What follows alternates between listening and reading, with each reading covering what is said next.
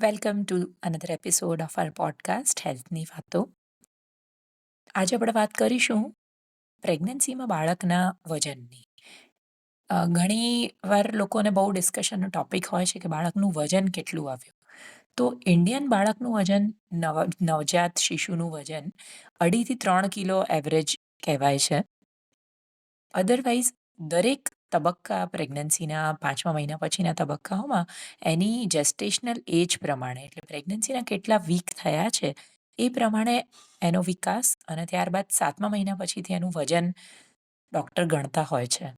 એના માટે એક ગ્રાફ હોય છે જેમાં બાળકનું વજન પ્લોટ કરતા રહીને એનો ગ્રોથ બરાબર થઈ રહ્યો છે કે નહીં એ અલ્ટ્રાસાઉન્ડ મશીનમાં પણ ખ્યાલ આવે છે કે પ્રિન્ટઆઉટ્સમાં ખ્યાલ આવે છે. હવે ક્યારે બાળક નાનું આવી શકે? તો એના 2 કારણો જનરલી ગણવામાં આવે છે. એક તો પેથોલોજીકલ આઈયુજીઆર એટલે કે ખરેખર કોઈ તકલીફ છે જેના લીધે બાળક નાનું રહી ગયું છે.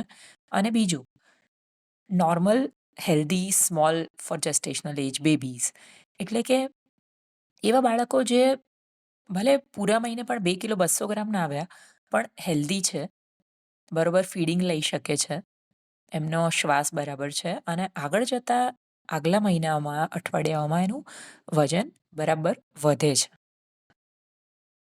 આવા બાળકો કોમનલી આપણે ત્યાં જોવા મળતા હોય છે કેમ કે જ્યારે મમ્મી-પપ્પાનું વજન, મમ્મી-પપ્પાની કોન્સ્ટિટ્યુશન એટલે કે એમની જાત પ્રમાણે, એમના ફેમિલી પ્રમાણે એમનું હાઈટ, વજન વગેરે ઓછું હોય, તો એમના બાળકો પણ એમના જેવા જ આવવાના. એટલે એને હેરિડિટરી લો બર્થ વેઇટ કહેવાય. જેમાં કોઈ ચિંતાની વાત નથી. એ બાળક નોર્મલ રીતે એના કેપેસિટી પ્રમાણે મોટું થવાનું જ છે. બીજી વસ્તુ છે પેથોલોજીકલ આઈયુજીઆર જેમાં બાળકનું વજન કોઈક મેડિકલ પ્રોબ્લેમના લીધે ઓછું રહે છે. એમાં પણ 2 જાતના હોય છે. એક અર્લી ઓનસેટ અને એક લેટ ઓનસેટ. અર્લી ઓનસેટ એટલે 6ઠ્ઠા મહિના પહેલાં જ બાળક નાનું-નાનું લાગતું હોય, જેના સાઈઝમાં પહેલેથી જ મેઝરમેન્ટ્સ જે કરતા હોઈએ અમે સોનોગ્રાફીમાં બાળકના માથાનો ડાયામીટર, પેટનો ડાયામીટર, ફીમર લેન્થ વગેરે ઓછા રહેતા હોય. અને લેટ ઓનસેટ આઈયુજીઆર એટલે કે 8મા મહિનામાં, 7મા મહિનામાં બાળકનું વજન ઓછું થવા લાગે. વધારે તકલીફ આ પાછળથી લો બર્થ વેઇટ રહેવાવાળા બાળકોમાં જોવા મળતી હોય છે. હવે એઝ અ પેશન્ટ એટલે કે તમારે પ્રેગ્નન્સી રાખવી છે અથવા ઓલરેડી રહી ગઈ છે અને તમને બાળકનું ઓપ્ટિમલ વજન કરવું છે, તો તમે શું કરી શકો? મેઈન પોઈન્ટ આ છે આજે આપણી વાતનો. તો સૌથી પહેલાં કોઈ પણ આપણે પ્રોજેક્ટ કરીએ, કોઈ પણ વાત લઈએ મગજમાં, તો એને શરૂ કરતાં પહેલાંથી તૈયારીઓ કરવી વધારે સારી. એટલે કે પ્રી-કન્સેપ્શનલી પ્રેગ્નન્સી ડાયગ્નોઝ થાય એ પહેલાંથી શું કરી શકાય? તો પહેલી વાત છે સારો ડાયટ. સારો ખોરાક લેવો જેમાં બને એટલું ફાસ્ટ ફૂડ ઓછું, મેંદો, ખાંડ, ખારું મતલબ સોલ્ટ એ બધું ઓછું લેવું જોઈએ. ફ્રૂટ્સ વધારે પ્રમાણમાં, નેચરલ ફૂડ એટલે કે વેજીટેબલ ને ફ્રૂટ્સ. જેટલા શાકભાજી, જેટલા તમે ફળો ખાધા હશે, એટલા તમારા શરીરમાં નાના-નાના વિટામિન્સ, મિનરલ્સ જે ઓછા પ્રમાણમાં જોઈએ છે, એમની ખામી નહીં ઉદ્ભવે. જે આગળ જતાં પ્રોપર પ્લેસેન્ટા અને પ્રોપર ફીટસ એટલે ફીટોપ્લેસેન્ટલ યુનિટને હેલ્ધી રાખવામાં મદદ કરશે. ત્રીજું, ઘણીવાર લોકો માનતા હોય છે તેલ ખરાબ, ઘી ખરાબ. પણ સારી ફેટ એટલે જેને ગુડ ફેટ સોર્सेस કહેવાય એવા ડ્રાય ફ્રૂટ્સ, સારું વધારે પ્રોસેસ ન કરેલું તેલ, specially coconut oil, olive oil અને આપણું ખરેખર ચોખ્ખું ઘી ઘરે બનેલું અથવા દેશી ઘી મળે તમને તો, અખરોટ વગેરે સારી ફેટમાં આવે છે. એટલે આ લેવી જોઈએ even planning before pregnancy, even during planning period.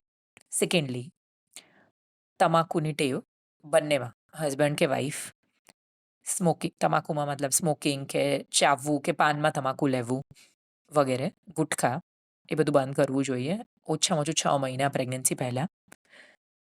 કોઈ જો આલ્કોહોલ પીવાની ટેવ હોય તો એ પણ બંધ કરવી પડે. સાવ થોડા પ્રમાણમાં આલ્કોહોલ પણ બાળકને અસર કરે જ છે. ત્રીજું સ્ટ્રેસ. એટલે બહુ હાઈ પ્રોફાઇલ જોબ હોય કે બહુ સ્ટ્રેસફુલ કામ ચાલતું હોય તો એને બને એટલું મધરે સ્ટ્રેસ મેનેજમેન્ટ કરીને પછી પ્રેગ્નન્સી રાખવી હિતાવહ છે. આ ત્રણેય પોઈન્ટ ડ્યુરિંગ પ્રેગ્નન્સી પણ એટલા જ ઇમ્પોર્ટન્ટ છે. સારો ખોરાક, કોઈ વ્યસન નહીં, સ્ટ્રેસ મેનેજમેન્ટ અને થોડી ઘણી કસરતો, યોગાસનો પહેલેથી કરવા અને પ્રેગ્નન્સીમાં ડૉક્ટરની સલાહ પ્રમાણે કન્ટિન્યુ કરવા પણ સારું રહે. હવે પ્રેગ્નન્સી રહી ગયા પછીની વાત કરીએ. તો પ્રેગ્નન્સી રહી 1 મહિનો ને ઉપર 2 દિવસ પણ ગયા કે તરત જ ડૉક્ટર પાસે જઈને એનું નિદાન કરાવવું, જરૂરત પ્રમાણે ફોલિક એસિડની ગોળીઓ, જરૂર પ્રમાણે બીજા હોર્મોન્સ જે ડૉક્ટર પ્રિસ્ક્રાઇબ કરે એ સોનોગ્રાફી પ્રમાણે શરૂ કરવા ખૂબ સારા જરૂરી પોઈન્ટ્સ છે. વાત આવે છે બીજા ટ્રાઇમેસ્ટરની એટલે પહેલા 3 મહિના પૂરા થયા પછી ચોથો મહિનો બેસતા થોડીક કેલરિક રિક્વાયરમેન્ટ એટલે કે ખાવાનું વધારવું જોઈએ. એવું નથી કે ડબલ કરવાનું છે પણ 15 થી 20% કેલરીઝ વધારે લેવી. That again depends on the weight. એટલે જો પ્રી પ્રેગ્નન્સી વેટ ખૂબ ઓછું હોય તો એ બહેને ખરેખર વધારે પ્રમાણમાં પ્રોટીન, ચરબી, સારી ચરબી મતલબ કે અને સારા ગ્રેન્સ, હોલ ગ્રેન્સ એટલે બધું જ બાજરી, જવાર, ઘઉં, ચણા, મગફળી, ઘી વગેરે, ગોળ, તેલ, તેલ નહીં તો તલ, સિંગ, નારિયેળ વગેરે વધારે ખાવા જોઈએ. પણ જેનું વજન ઓલરેડી 50-55 કિલો જેટલું હોય તો એમણે 20% વધારો કરવો જોઈએ સારા ખોરાકમાં, જંક ફૂડમાં નહીં.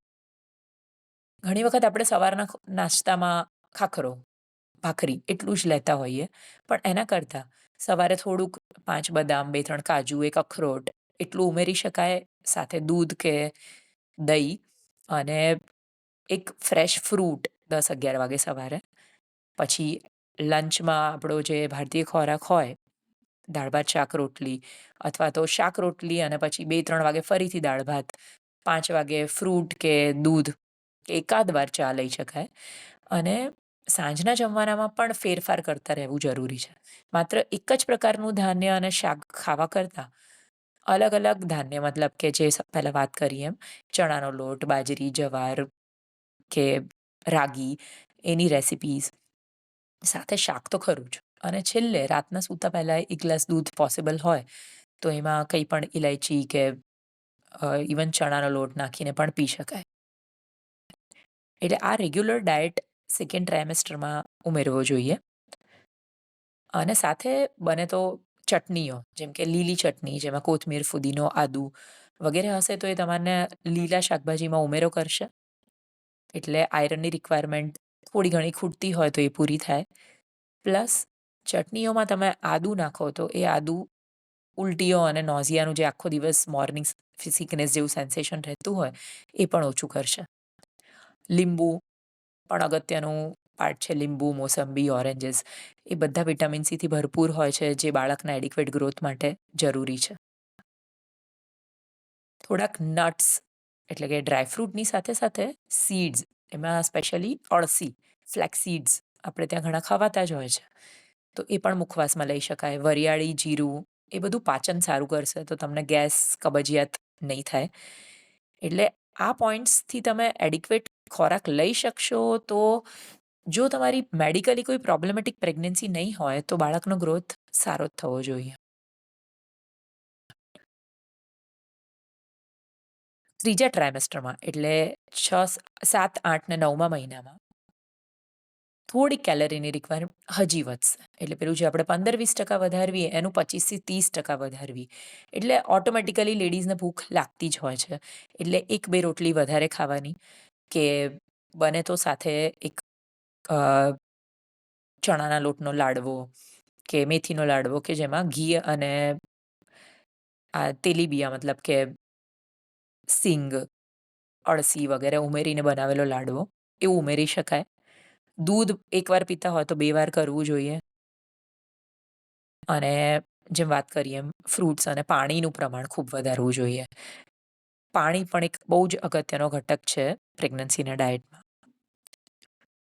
તો આ થઈ બધી ખાવાની વાતો. બીજું કે થોડીક કસરતો અને લેફ્ટ લેટરલ પોઝિશન. એટલે જ્યારે તમે ચોથા મહિનાથી આરામ કરો, સ્પેશિયલી બને તો બપોરે અડધોથી પોણો કલાક બીજા ટ્રાયમેસ્ટરમાં અને એકાદ કલાક ત્રીજા ટ્રાયમેસ્ટરમાં આડા પડવું જોઈએ. ઊંઘી શકો તો સૌથી બેસ્ટ, પણ બને તો ડાબા પડખે સૂવું જોઈએ. આપણા શરીરના માં એ 2 જાતની મોટી લોહીની નળીઓ હોય છે. એઓર્ટા અને ઇન્ફિરિયર વેના કહેવા. એમનું એક પ્રકારનું ઓરિએન્ટેશન હોય છે પેટમાં, કે જો ડાબી સાઈડ સૂવો તો આપણા બાળકને બનતા લોહીના પ્રવાહમાં થોડોક વધારો થઈ શકે. તો જેટલું પોસિબલ હોય એટલું ડાબા પડખે સૂવું. એ દરમિયાન પ્રેગ્નન્સી પિલો કે એક મોટો ઓશિકું આપણા 2 થાઈઝ વચ્ચે મૂકીને સૂવું થોડુંક આરામદાયક રહે છે. અને હળવી કસરતો, મતલબ કે ચાલવું, થોડા સ્ક્વોટ્સ જ્યાં સુધી ફાવે. પછી થોડાક સ્ટ્રેચીસ વગેરે કરવાથી આખા બોડીમાં લોહીનો પ્રવાહ સારો રહે, તો એવું આપણે ગર્ભાશય માટે પણ એક્સપેક્ટ કરી શકીએ. હવે ફાઇનલ વાત, કે જ્યારે કોઈ પ્રોબ્લેમ્સ હોય તો કયા પ્રોબ્લેમ્સ? એક તો બેન બહુ માલનરિશ્ડ હોય, એટલે કુપોષણનો શિકાર હોય. કોઈ લેડીનું વજન 45 કિલોથી પણ ઓછું હોય તો બાળકનું વજન ઓછું રહી શકે. બીજું એક અગત્યનું કારણ છે બીપીનું વધવું. હાઇપરટેન્શન, જેને અમે પ્રી એક્લેમ્પશિયા, હાઇપરટેન્સિવ ડિસઓર્ડર ઓફ પ્રેગ્નન્સી કહેતા હોઈએ. તો એના માટે આપણે જેમ વાત કરીએ એમ પહેલેથી જ ફાસ્ટ ફૂડ નહીં, સોલ્ટ ઓછું, સ્ટ્રેસ ઓછું, અને બની શકે તો પ્લાનિંગ બાળકનું એવા સમયે કરવું કે જ્યારે ઓપ્ટિમલ ટાઈમ હોય. એટલે કે 24થી 28 વર્ષનો ગાળો સૌથી સારો કહેવાય છે પ્રેગ્નન્સી રાખવા, અને બને તો 30 વર્ષ સુધી.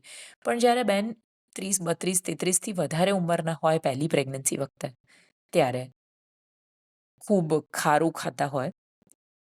ત્રીજું, કોઈ જાતની ફિઝિકલ એક્ટિવિટી ના હોય, એટલે બહુ બેઠાડું જીવન હોય, સ્ટ્રેસફુલ લાઈફ હોય, બહુ દોડાદોડી હોય.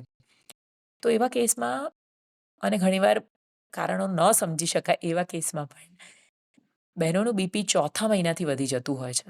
એકચ્યુઅલી ચોથા મહિને બીપી ફોલ થવું જોઈએ, એટલે કે ચક્કર આવવા જોઈએ, અને જેટલું બીપી ઘટશે એટલું પાછળથી બીપી વધવાના ચાન્સ ઓછા રહેશે. એટલે ઘણા લેડીઝને ચક્કરની બહુ ફરિયાદ રહેતી હોય, પણ એકચ્યુઅલી બીપી લો થવું લાંબા ગાળે બાળક માટે સારું છે, કેમ કે એનાથી ફીટોપ્લેસેન્ટલ સર્ક્યુલેશન સારું રહેશે. આપણું બ્લડ, મતલબ મમ્મીનું બ્લડ બાળકને સહેલાઈથી વહેતું રહેશે, તો બાળકનો ગ્રોથ સારો થશે. તો એટલે હાઇપરટેન્સિવ ડિસઓર્ડર ઓફ પ્રેગ્નન્સી એક કોમન કારણ છે. અને એના અટકાવવાના થોડાક, જો પહેલા પ્રેગ્નન્સીમાં થયું હોય અથવા અમને બેન હાઈ રિસ્ક લાગે, તો એના થોડાક આઈડિયાઝ છે જેનાથી અમે લોકો એને કંટ્રોલમાં રાખી શકીએ પહેલેથી પણ. અને જો બીપી વધ્યું જ હોય તો બીપીની ગોળી બહુ નિયમિત લેવી જરૂરી છે, નહીં તો બાળકનું વજન ખૂબ ઓછું પણ આવી શકે. ત્રીજું, અનીમિયા, એટલે બેનનું લોહી ઓછું હોય. જેમ આપણે પહેલાં વાત કરી કુપોષણની, એટલે આખું વજન ઓછું હોય, અને ત્રીજું હિમોગ્લોબિન ઓછું રહેતું હોય તો પણ બાળકનું વજન ઓછું આવે છે. કેટલાક પ્રોબ્લેમ્સ હોય છે, જે એન્ટીફોસ્ફોલિપિડ સિન્ડ્રોમ, એસએલઈ, ઓટો ઇમ્યુન ડિસીઝીસ, જેમાં લોહી જાડું થઈ જાય, એટલે લોહી ગંઠાઈ જાય. એટલે જે બાળકને લોહી પ્રોવાઈડ કરતી નળીઓ હોય એમાં લોહીનો ગઠ્ઠો થઈ જાય તો બાળકને લોહી નથી મળવાનું. તો આ બધા એક, અને ઇન્ટ્રાયુટ્રાઇન ઇન્ફેક્શન્સ, એટલે રૂબેલા, ટોક્સોપ્લાઝમોસિસ, એવા અમુક ઇન્ફેક્શન્સ હોય છે જેમાં જો બાળક શરૂઆતના તબક્કામાં અંદર જ ગુજરી ન જાય તો આગળ જઈને પણ એ બહુ નાનું ગ્રોથ રિટાર્ડેડ આવી શકે. તો આ બધા જે કેસીસ. અને ડાયાબિટીસમાં ઘણીવાર મેક્રોસોમિયા થાય, એટલે બાળક ખૂબ મોટું પણ થઈ જાય અથવા એનો વિકાસ ઓછો પણ રહે.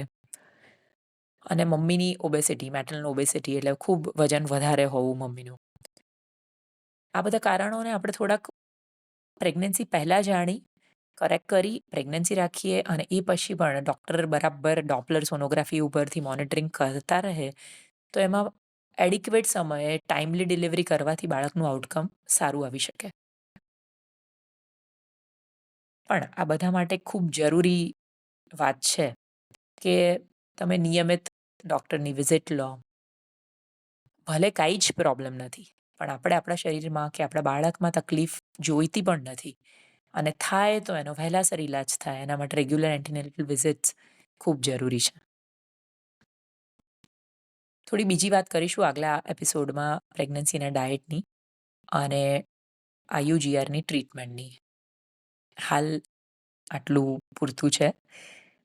Wish you all a very happy healthy pregnancy.